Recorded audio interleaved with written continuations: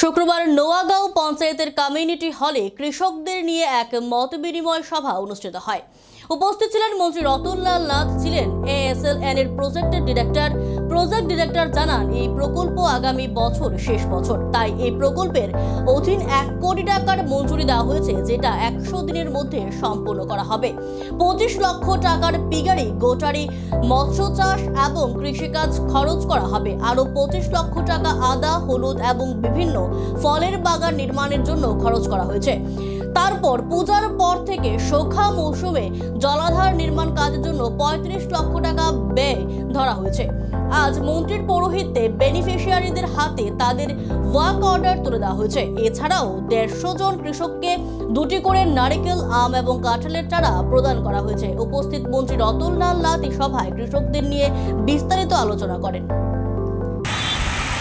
যে মাটির নিচে যে জল আছে, টোটাল 60%, আমি আগেরটা বলছি সেচের ক্ষেত্রে, কিন্তু 60% জল আমরা তুলি দেশের মধ্যে, এবং হরিয়ানা, পাঞ্জাব, রাজস্থান 100% জল তুলে ফেলে।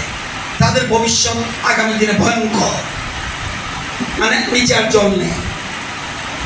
পাঞ্জাব, হরিয়ানা, রাজস্থান 100% জল তুলে ফেলে। এর পরের অবস্থা হলো কর্ণাটক এবং উত্তরপ্রদেশ, তাদেরও প্রচুর জল ওঠে।